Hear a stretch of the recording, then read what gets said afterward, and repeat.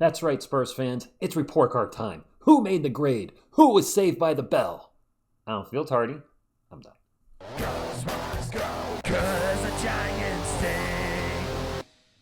What is up, San Antonio Spurs fans? Welcome to TSR Sports.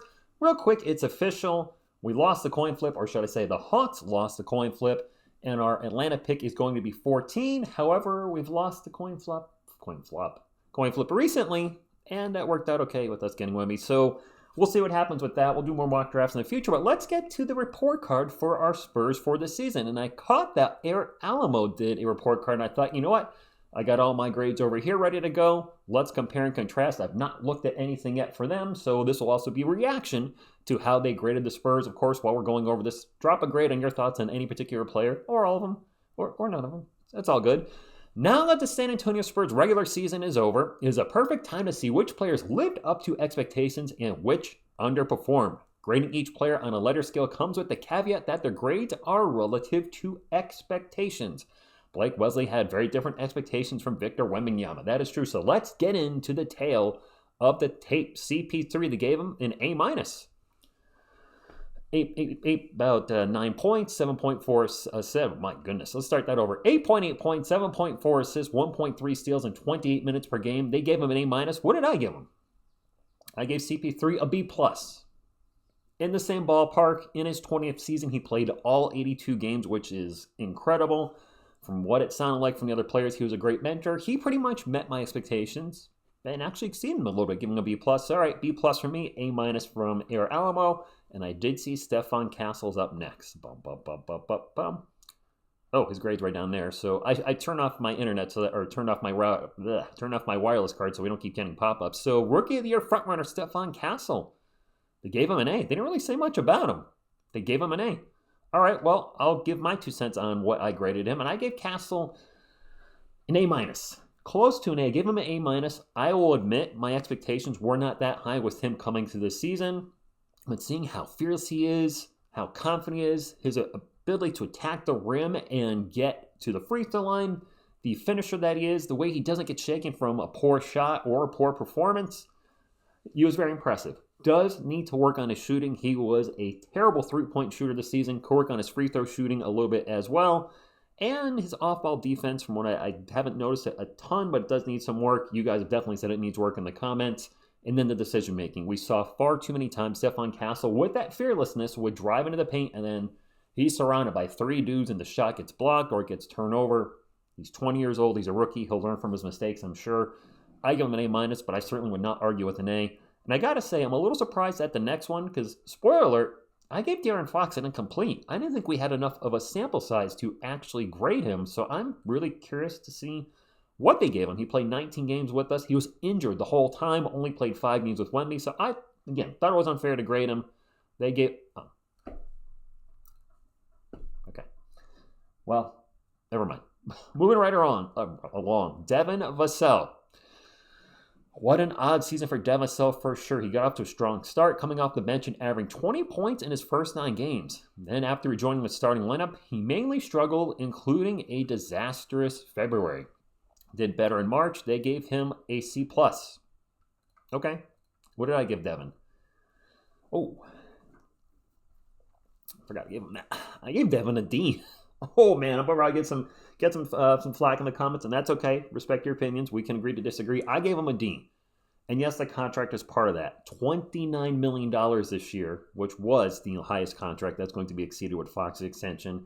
16 points per game, shooting splits of 44, 37, 79. His defense was a little wishy-washy to start the season, got better at the end.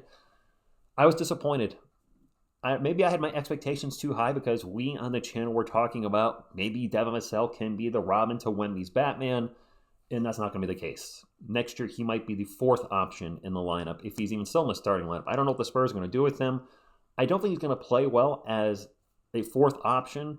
I'd see Wemby, Fox, probably Castle ahead of him. Maybe he comes off the bench. Who knows? I give him a D. Maybe I'm being too harsh, but sorry, Devin. I've got to be honest with you. Harrison Barnes was not, my expectations were low for him. He also played all 82 games. He was, all right, well, didn't really write up much. He had a lot of great games. Wasn't expecting defense. They gave him, I think I saw an A-, HB. Yeah, HB got an A-. I gave him, where are we, HB, Barnes? I also gave him an A-. Shooting splits of 51, 43, 81, 12 points per game. I mentioned the no defense, but that was my expectation when he came in. He would shoot well from three, which, correct me if I'm wrong, was this a career high for three from Harrison Barnes, shooting 43%? Yeah, I thought he was great. A-. He'll be back next year. I think he's under contract for one more year for $19 million.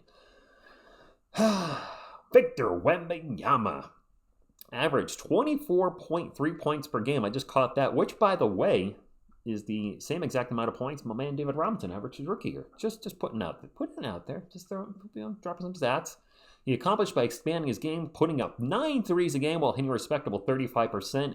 And during December, he was an absolute beast. He was getting into the MVP discussion until the wheels kind of fell off for the Spurs in January. And then, of course, out for the year at the All-Star break. Certainly would have won Defensive Player of the Year had he stayed healthy for the whole season, or at least met the 65-game requirement. What did you give him? Gave him an A. Okay. I gave Wemby... Oh, I also gave him an A. All right. I don't even remember my own grades. That's why I have him up over here. I had splits. He had splits of 24, 11, and 4 blocks. Yes, he met expectations. And he's only going to get better. Let's not forget, he's only going to get better, Spurs fans. Did not expect to see Blake Wesley up on the list already, but I guess we're going to the bench now, aren't we? Yeah, I guess we are. For someone who collected DNPs like candy early on this season, Blake Wesley had a solid end of the year. He is legitimately a problem on defense, finding a perfect way to utilize his speed to help fill a need for the Spurs. Yes, offensively, that speed works well. In transition, if he's got an open court, gone. He's the Flash, gone. But his shooting is bad. It's really bad. So what'd they give him? They gave him a B-. Okay. All right, it's a respectable grade. What did I give Blake? I actually gave him a C. Maybe I was being a little too harsh, but his lack of shooting, he's a poor three-point shooter. He's a poor free throw shooter. Yeah, they gave him a B-. I gave him a C, but I'd like to see him back next year. I think he is.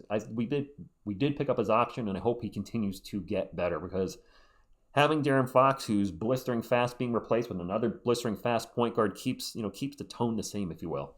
Keldon Johnson. Oh boy. Okay, let's get into Keldon. It was a tale of two halves for big body. Pre-All-Star Keldon was solid, but a bit inconsistent. Post-All-Star break Keldon was completely different. You know what? I actually had my grade split into two, pre and post, because he literally was two different Johnsons. We saw two different Johnsons this season. 3 if you count Mitch. Okay. What did they give Keldon? They gave him a B. They gave Keldon Johnson a B. All right, so what I did is, because we saw two different Johnsons, pre-All-Star break Keldon, 11.5 points per game, shooting splits of 45, 30, 77. I gave that Johnson a D.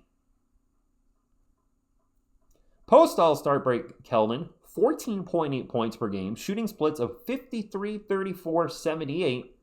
I gave that Keldon an A-. Overall, C+. I know he was really good at the end of the year, but I can't forget the beginning of the year. Apparently I'm a harsh grader. My expectations are too high. I don't know. Julian Champagnie was part of that phenomenal Spurs rotation to start the season. What was it? It was Wemby, Champagnie, Castle, Barnes, and Chris Paul.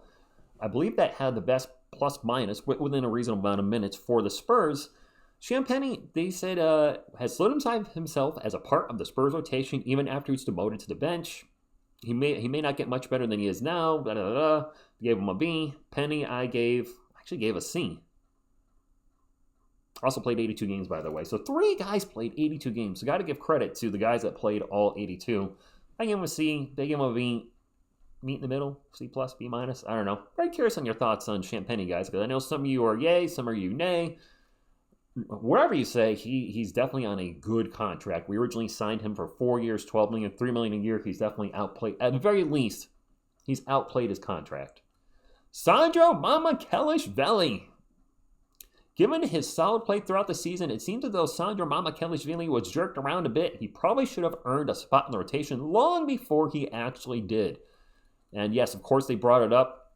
That ridiculous 34-point performance versus the New York Knicks in just 17 minutes? I thought he played just under 20. I thought he played 19 minutes in this game. I don't have a ability to, I don't want to try to fact check things right now because I might mess things up while I'm streaming. Also, I'm not connected to the internet, so there's that too. I thought he played 19 minutes in that Knicks game. What did I give Mamu? I gave him a B. B plus. Will he be back next season? Time will tell. You guys have told me in some recent comments there was a tweet put up, or an X, whatever, that he said thank you. It sounded like a goodbye message to the Spurs organization and the fans, and then it was immediately deleted. I don't know what's going on with there. I like to see Mamu come back. Jeremy, you don't mess with the Sochan. This should be an interesting one. Prior to breaking his hand, Jeremy Sochan looked like he might be a most improved player candidate. This is true. Upon his return to the lineup, his role changed with him playing backup center, and he also had more injuries throughout the season. His back was bothering him left and right. This one's a tough one. What'd they give him? Oh, they actually wrote a lot about him. His development as a shooter has been much slower. The hitch in his shot seemingly comes and goes, and he doesn't appear closer to being a respectable high-volume shooter. And he's it's so slow. Not only his development, just the shot itself. That being said, they gave him a B-. Okay, what'd I give Jeremy? You don't mess with the Sochan. I gave him a C. And maybe that's because my expectations were high coming into the season. And remember, they said they were grading these off expectations too. And the way he started the season, and yes, the injury derailed the season, or injuries, and he was out of position with center Sochan.